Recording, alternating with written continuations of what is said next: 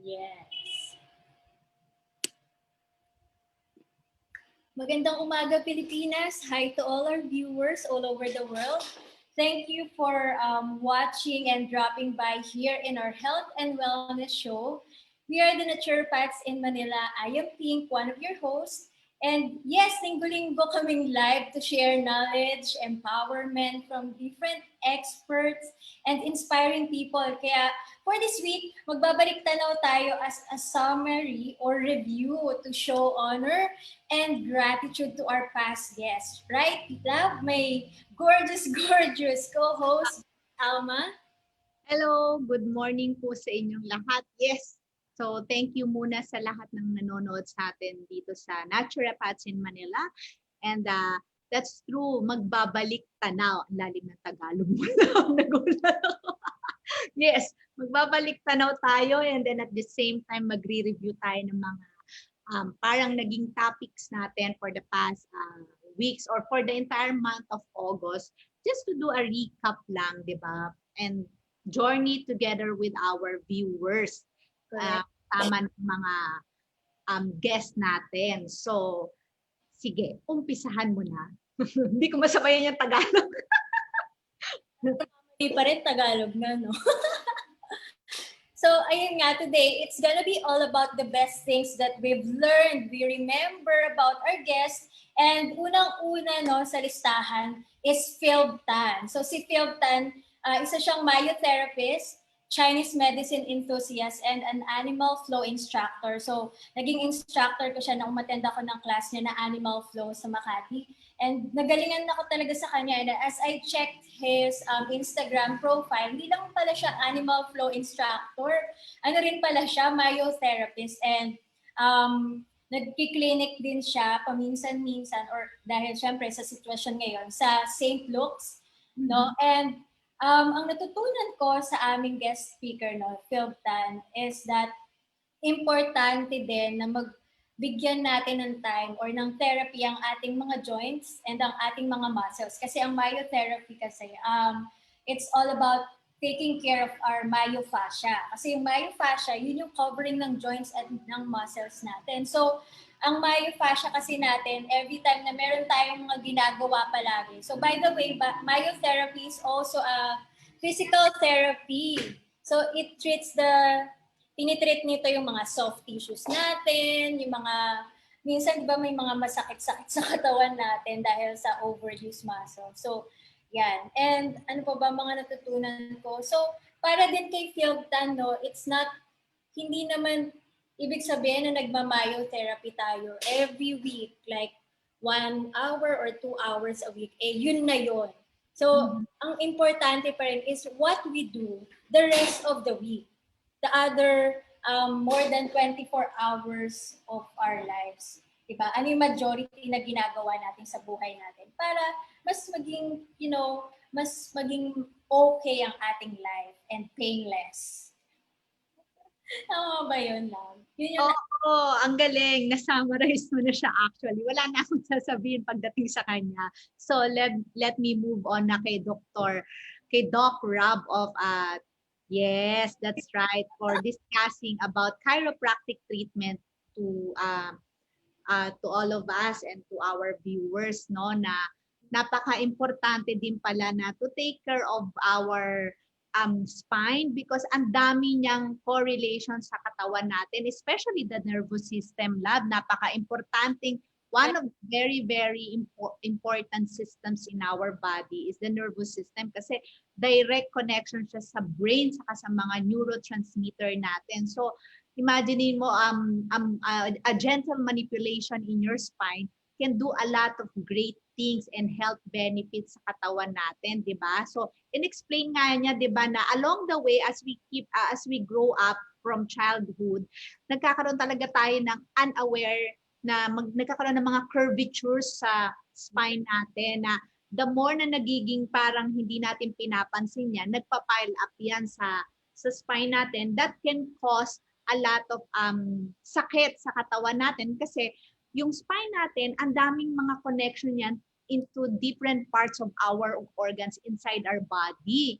Of course, ang kagandahan din naman lab kay Doc Rob, he's really promoting and spreading holistic way of being healthy. Hindi naman niya sinasabing, eto lang, gagaling ka na. I think that's the beauty of being into natural form of medicine. We don't claim na this specific thing is the only one can treat you, di ba? We always say it's a holistic, so lahat dapat, that's why nature is also a way to treat or heal our body, di ba? So, kay Doc Rob, his specialty is yung chiropractor nga, di ba? Yung pagiging yung chiropractic treatment niya, and he's a chiropractor. Yun yung parang in-explain din niya na the chiropractor is the person who does the chiropractic treatment, di ba? So napakaganda ng pagkaka-explain niya about that because it's in a very layman's term, naintindihan ko yung importance kahit sa at ang safe ng chiropractic treatment kahit sa mga buntis if you want to have an easier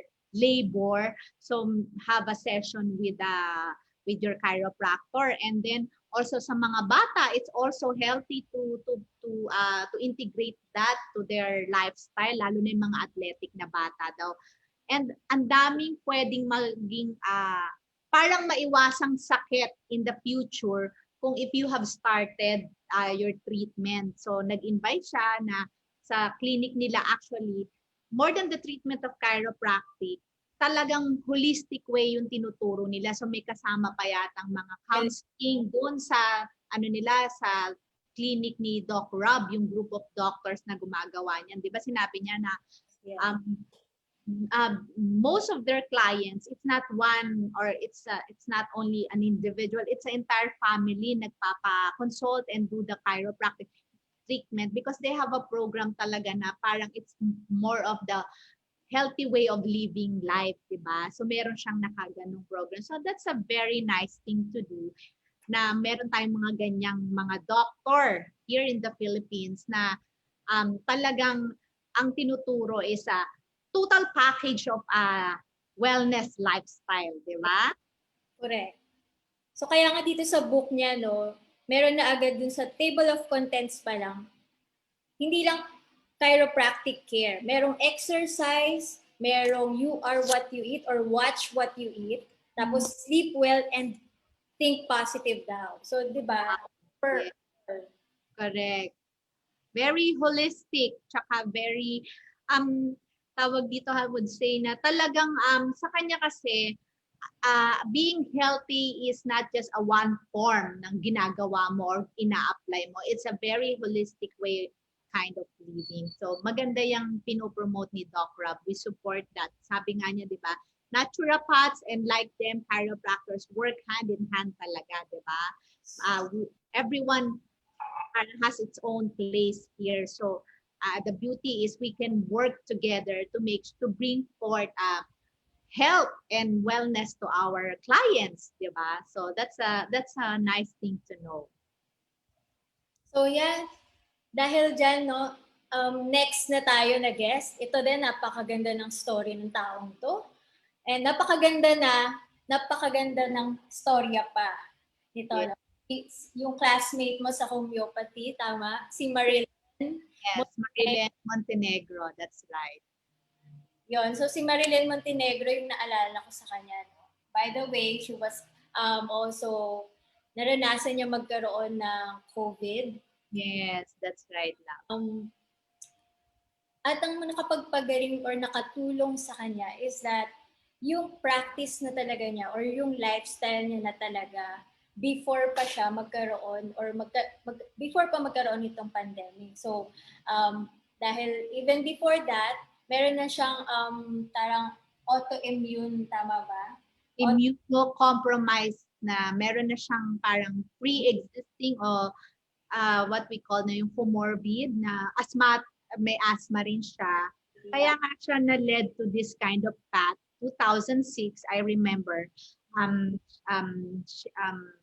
do you call this? She was introduced to this kind of treatment of naturopathy and functional medicine because that was the start that everywhere she went to have a diagnosis of what kind of ailments that she is really parang experience. Walang nakakapag-define na mainstream approach or mainstream doctor. So doon niya nalaman when she went and when she met a naturopathic doctor na meron nga siyang autoimmune disease. So, from then on, nag-start na siya lab Yun.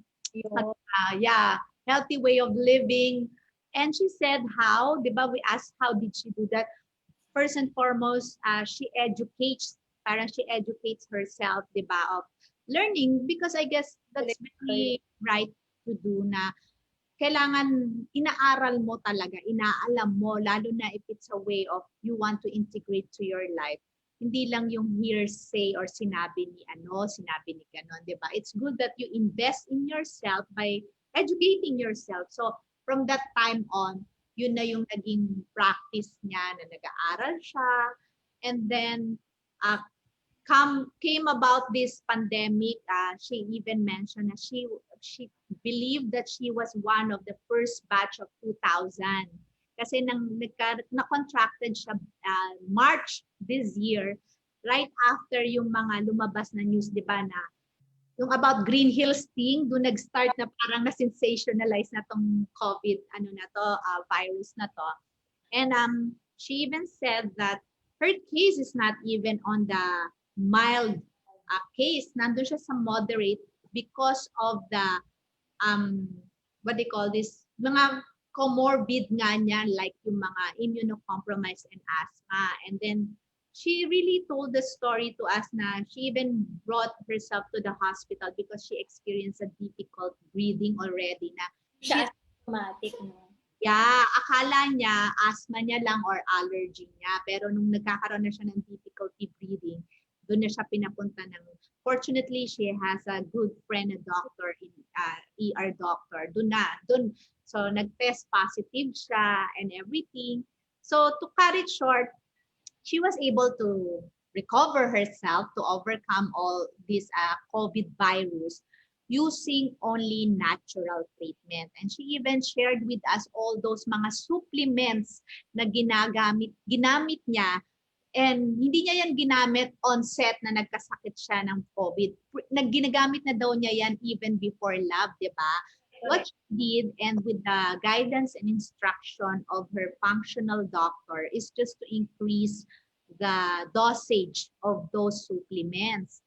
Mm-hmm. Tapos, integrate also of everything she has learned then and now, like homeopathy remedy. She even showed to us the battles, di ba, yung mga pang remedies or parang protocol for asymptomatic or symptomatic, kung ano yung basta in finding what is your etiology during that time, what are the causes. So, lahat yon nakatulong kay Marilyn na what she said really was yung mahirap lang sa kanya talaga yung separate, yung kumbaga yung distance, and because she got quarantined, she isolated herself, di ba?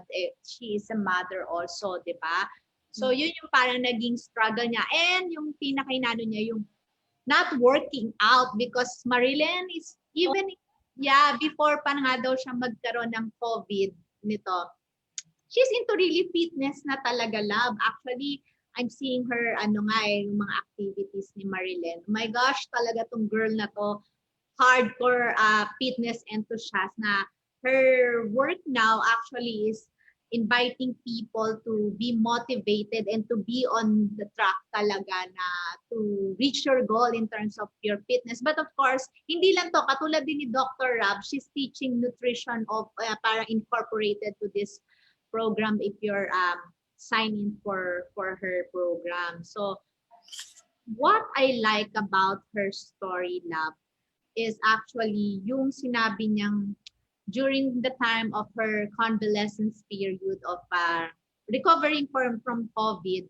hindi siya nagkaroon ng mga parang ibang, kasi I read and I've seen some of those people na nagre-recover, parang they had a hard time to get back to their norm activities, na parang kasi nga the body, although sinabi ni Marilyn na her body, talagang her health really got in toll talaga nung nagkaroon siya nito.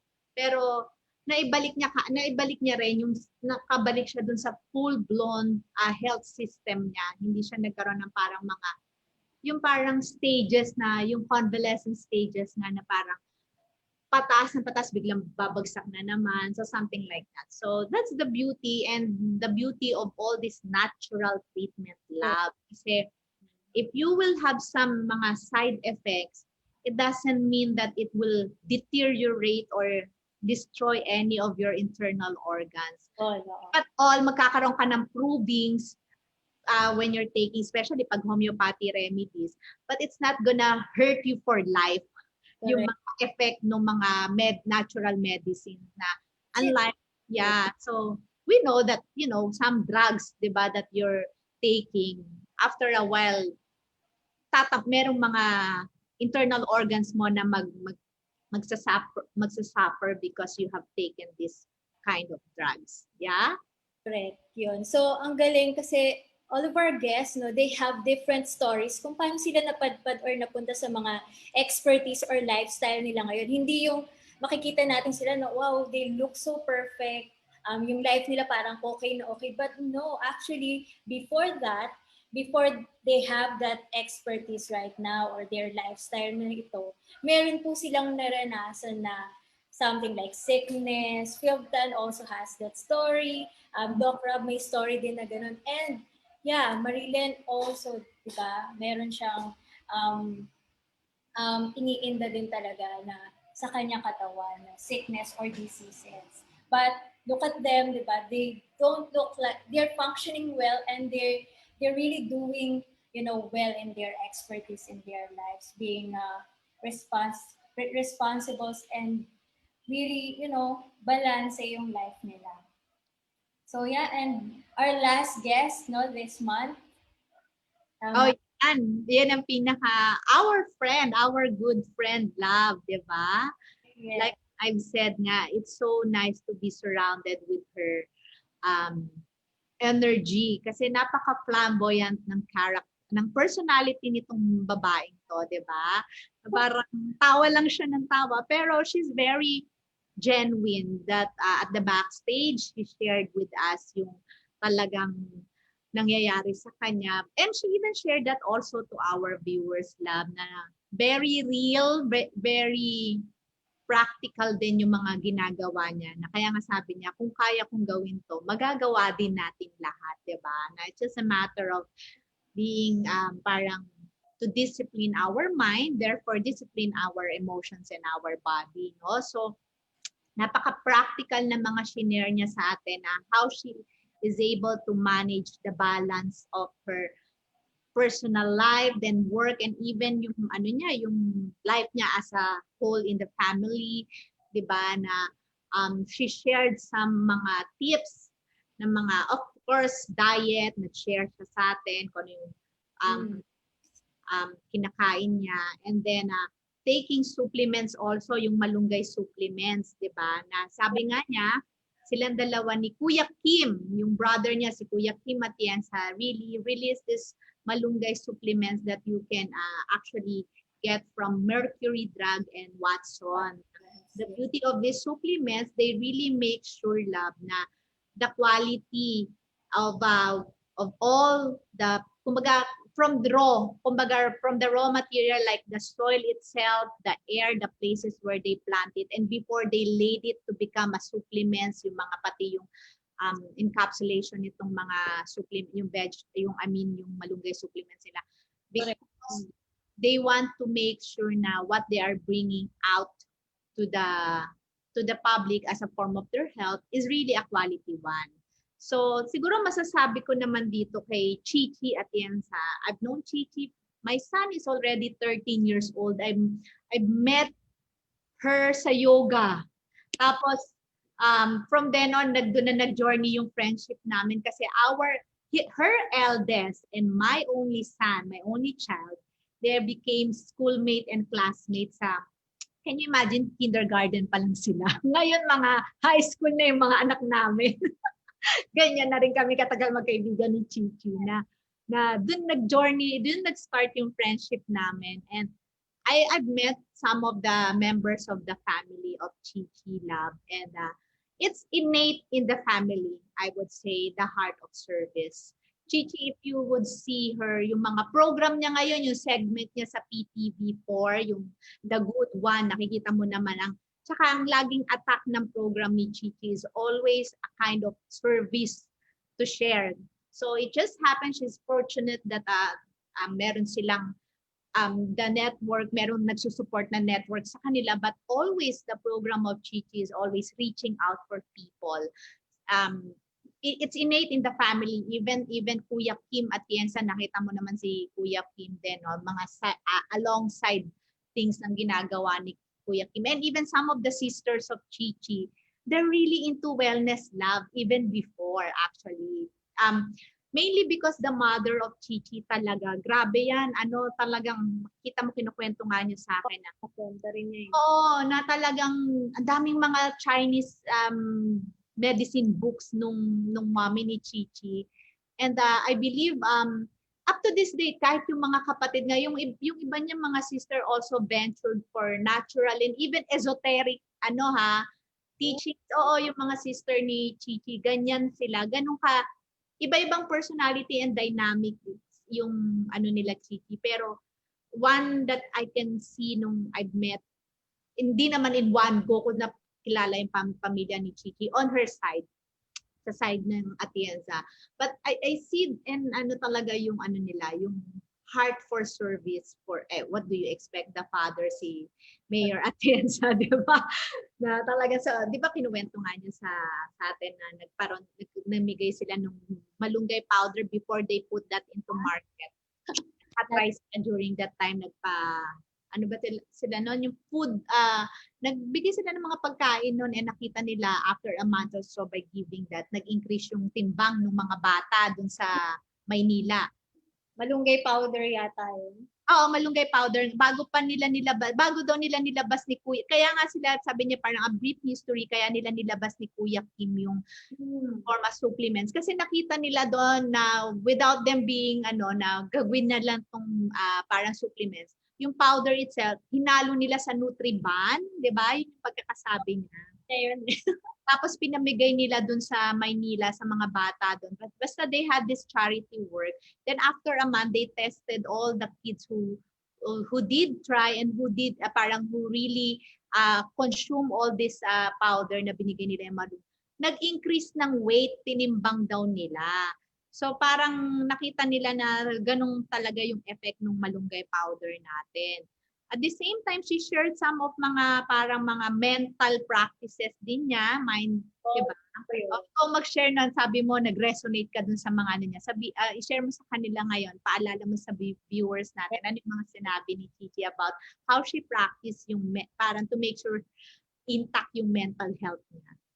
Yun. So parang her foundation kasi in a day, no, is she makes sure na nagpe-pray muna siya bago start yung day.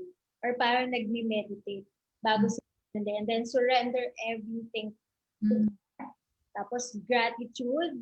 Yan. Ganun yung sinisimulan yung araw. And then after nun, ready na ulit siya sa laban niya. Agad-agad. And I also love that she said na, shinare niya sa atin, no, that time na in-interview natin siya. So that kapag kailangan niyang mag-vent out, mag-rant, or sumabog, meron siyang favorite place sa bahay na. Niya ginagawa yung mga bagay na yun. Even yung CR, doon niya pwedeng ginagawa. Doon niya daw ginagawa yung iba. Like may tissue doon, siya, if kailangan niya umiyak, doon niya daw ginagawa. And okay na siya after that. So, it's okay na magkaroon tayo ng negative emotions, acceptance, and then release. Hindi naman pwedeng hindi natin i-respect yung emotions natin, negative emotions, di ba? It's okay to feel that way. Basta we don't dwell or stay with these emotions too long. Kasi doon na nagiging nakakasira yung mga ganitong emotion. Pag nag-dwell tayo doon ng masyadong matagal. Sabi nga, emotions are stays with us, or yung peak ng emotion, 90 seconds lang yan eh.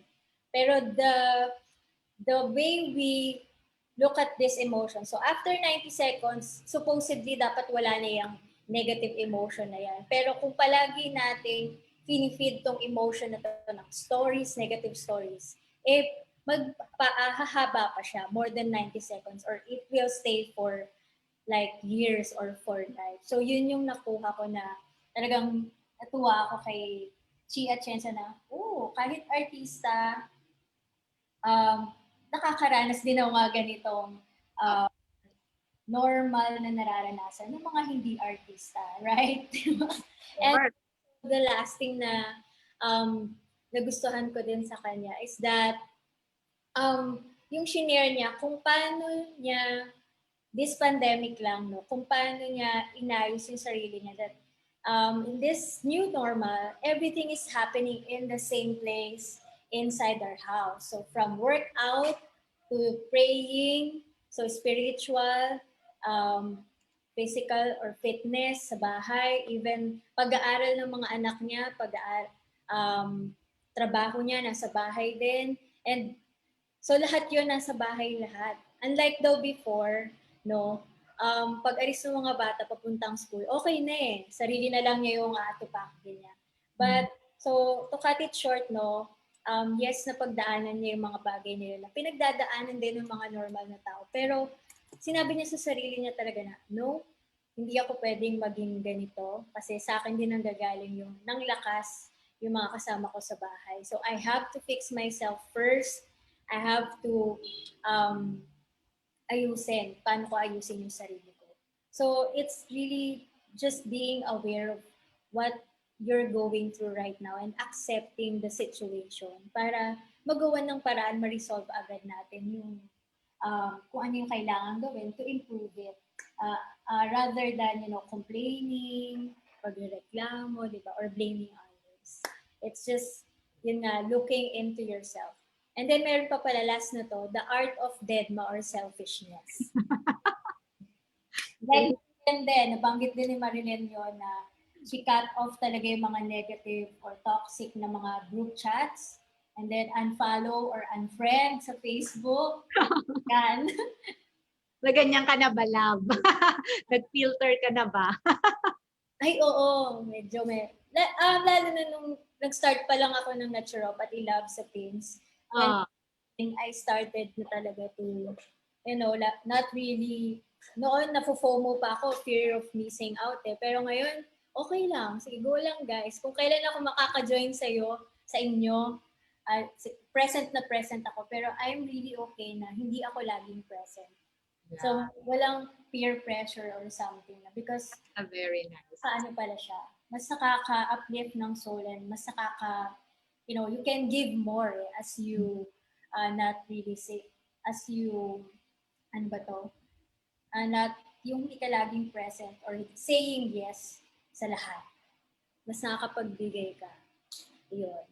Very strengthening and empowering yung mga na-share talaga nila lahat. Si Marilyns, Doc Rob, and also Phil Tan. Yes. So, by the way, love, I'd just like to have a shout out, lalo na nag-comment na ang ating, of course, si Zarina Malyari from Zulistic Clinic. Hi, love. Thank you for watching us. And also, thank you for watching Scott.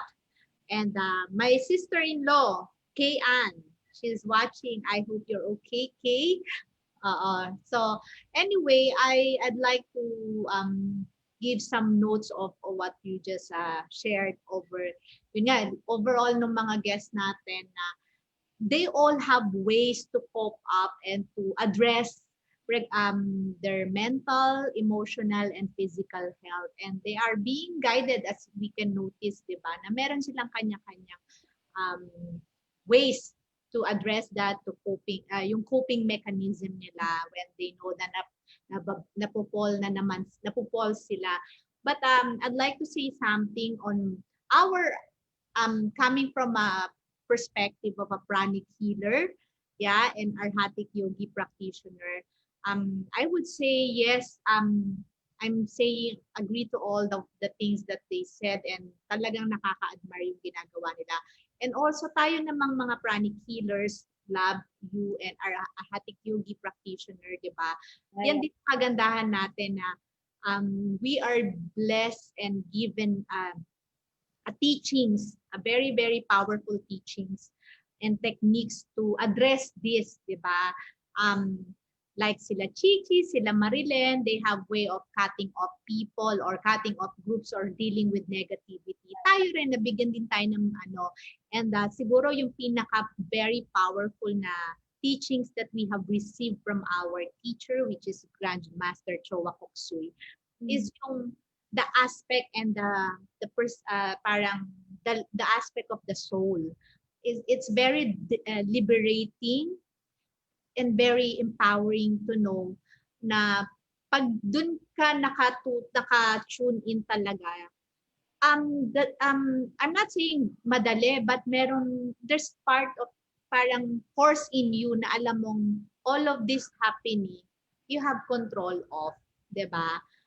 Of course, that's being taught in our school of how to be able to tap into that and to learn that techniques. But I'm saying that's how we are being taught, and yan din ang ginagawa natin from everyday life, how we face life in a day-to-day basis. Yung concept of the soul is a very, very powerful. At the same time, love, yung technique na binigay din sa atin sa pranic healing ni Master Chowa, yung meditation ng twin hearts na grabe yung binibigay na not only the parang benefits that you're receiving, simultaneously, love, nahi-heal ka na while doing this meditation, and then you're becoming a channel of blessing to the entire world or to Mother Earth. So, lahat yan nangyayari in that one technique na ginagawa mo. And all you have to do is just tuning in and really become aware of what's happening around you in terms of energy. Na binibigyan ka na ng opportunity to be of service at your own pace, at your own safe haven. Di mo kailangan lumabas. But nagkakaroon ka ng pagkakataon makapag-serve. And at the same time, pag ginagawa mo yan, nahihil ka pa kasi healing energy yung dumadaan sa'yo, napa-flash out yung mga negative energy. So, yan nga yung mga sinasabi ng mga guests natin na when you're nandyan, sabi mo nga, di ba, hindi na kailangan magstay, may way sila to go to their room.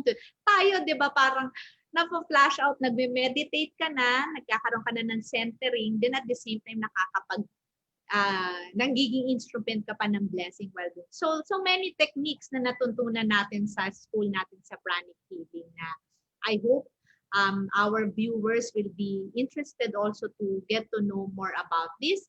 They can contact us, right? And we can direct them to the people to those people who are really teaching these lessons and techniques na train sila. They are well trained to do this. Diba? So, like us, meron din tayong ways of coping, and this is our ways, working with the energy level naman tayo. Diba? Correct.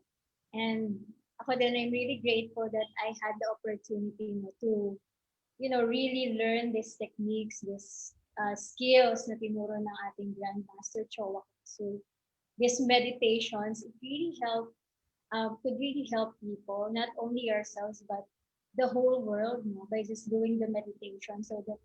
And also the character building, kung gaano ka-importante yung character building ko. Para mas maging smooth and fluid ang flow ng ating life through just doing the character building na tinuturo sa school natin. So, yeah. Okay, so I guess we've said all already for now, di ba? Marami na rin tayong na-share sa mga viewers natin, and I hope we will see them again when we resume on November, the second Tuesday of November na tayo babalik, lab, because as we to pay respect for the event for this coming November, especially the first week, to commemorate for all our departed loved ones. We won't have Naturopaths in Manila for that time being, but we will resume on the second week of November, which is Tuesday. Every Tuesday na po ninyo kami mapapanood. Same time at 10 o'clock in the morning. We will still we will bring guests also that are in relation to all our topic about health and wellness. So watch out for all the guests that we're going to have this coming November. But for now, thank you very much, viewers, for tuning in with us, and we will all see you again. And take care and have a blessed day ahead. Yes, love. Yes, I'd like to shout out to my friends in Australia. They're watching their cruise family. Hello, thank you for dropping by, Ina. And also, our relatives there din, nandyan. Sabi nga nila, lagi daw tayong live and marami daw silang natututunan sa atin. Thank you po. Salamat po na nanonood kayo dyan at least napipeel nila na close pa rin tayo no, sa Pilipinas kahit nandun sila sa ibang bansa. So yeah, maraming salamat po. Thank you so much sa lahat ng dumadaan sa aming live, sa aming show about health and wellness. And yes, this coming November, every Tuesday na kami, pero mas kahit na once a week na lang, of course po, ganun pa rin ang mga guests namin. Maganda yung story, inspiring, empowering, and mga experts pa rin po ang aming i-interviewin para, syempre, that's our goal here in Naturopaths in Manila is to really share empowerment, inspiration, and to help you make help you in your lives na mas maging okay ang ating lives pare-pareho. And for now, thank you po and see you again on the second week of November.